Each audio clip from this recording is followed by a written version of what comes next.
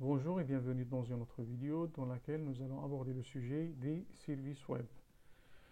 Donc, on va faire une petite introduction durant la première partie. La deuxième partie, on va pratiquer bien sûr les services web en utilisant l'ASP.NET. Donc, l'idée du partage, c'est l'idée de Sun Microsystems qui a créé une API qu'il a nommée Erimi. Erimi, c'est quoi? C'est une API, c'est une interface de programmation pour Java qui permet d'appeler des méthodes distantes. Ça veut dire quoi? Ça veut dire de faire communiquer tout simplement des applications distantes, mais les deux applications sont écrites en Java. C'est-à-dire, premièrement, c'est quoi la communication? On dit que deux applications, ils communiquent, ça veut dire quoi? Ça veut dire lorsque la première application, par exemple, une application, il invoque ou là, il utilise des méthodes proposées par la deuxième application, par l'autre application, là, on dit qu'il y a une sorte de communication entre ces deux applications. Malheureusement, Irimi, il propose des techniques pour faire communiquer des applications en Java. Et Irimi, il utilise pour faire communiquer les applications Java, ils utilisent le protocole TCP/IP. Voilà. Mais ça n'empêche que l'idée, il a été adopté par l'OMG et qui a proposé toute une norme qu'il a nommée Corba. Corba, c'est la proposition de l'OMG, mais qui est plus générale que Erimi, puisque l'objectif, c'est quoi en fait? C'est de faire communiquer des applications, quel que soit le langage ou la plateforme avec laquelle elles étaient créées. Très bien. De même, il y avait des projets, des API tels que DECOM de Microsoft qui fait la même chose, mais pour les langages de Microsoft. Voilà. De même, après, il y a des API ou des composants écrits, ce qu'on nomme REST. Donc, l'idée, c'est la même, c'est de faire communiquer ou là, d'échanger des données entre des applications. Les API REST, normalement, ce sont presque c'est la même chose, mais la différence, c'est au niveau du protocole utilisé. Les REST, ce sont des API qui fonctionnent à l'aide du protocole HTTP. Voilà. Très bien. Donc l'idée, c'est comme ça. C'est le partage. Donc c'est l'idée des services web. Les services web, c'est un autre moyen de faire communiquer des applications ce sont des protocoles qui permettent la communication et l'échange de données entre les applications générales. Ça veut dire quoi? Ça veut dire les services web. On peut dire qu'ils respectent la norme Corba. La différence qui existe entre tous ces travaux-là, ces projets-là, c'est le protocole utilisé. Les services web, normalement, ils utilisent le swap. Ils utilisent le swap, ou là, le protocole swap, le protocole WSDL, pour faire communiquer les données, ou là, communiquer les méthodes. Très bien.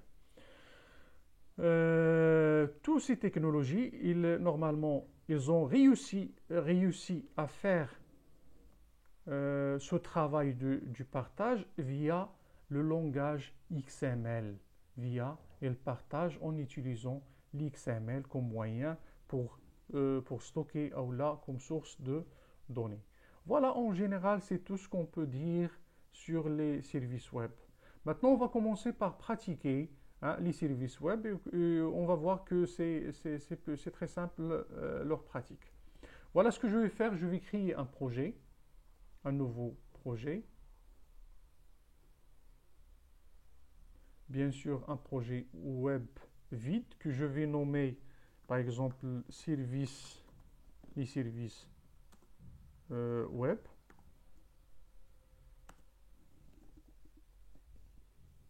Vide.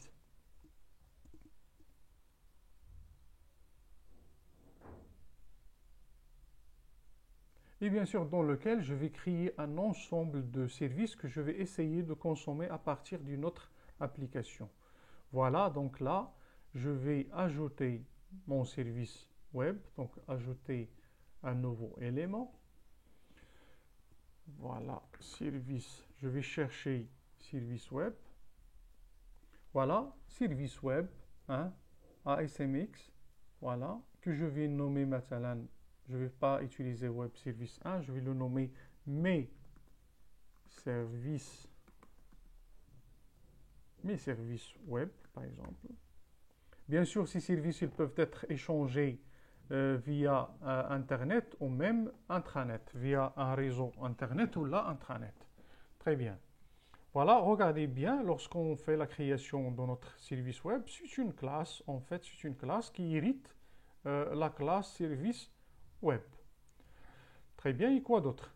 Déjà là, il nous propose un exemple, c'est Hello World. Hein?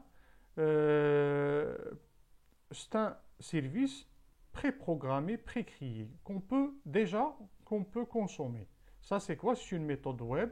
Hein? Il l'a nommé Hello World. Hein? Ça permet de retourner une chaîne qui est, par exemple, Salut tout le monde. Voilà. De même, je vais créer ma propre méthode web. Voilà. Je vais la nommer, par exemple, quelque chose de très simple, somme, qui va nous faire tout simplement la somme entre deux arguments passifs, A par exemple, virgule, et B. Et là, il doit retourner la somme tout simplement. Voilà, on a pu créer deux services web. En fait, on n'a pas créé celui-là, mais ça n'empêche, on va essayer de consommer les deux services web. Très bien, enregistré. Maintenant, je vais exécuter pour voir ce qui se passe.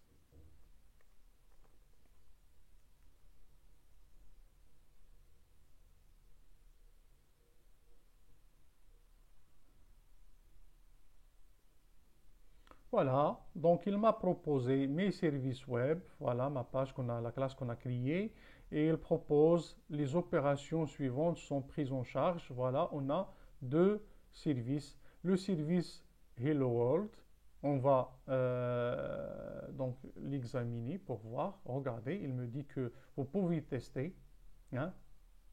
On va le tester. Voilà. Regardez, en réalité, c'est un fichier XML.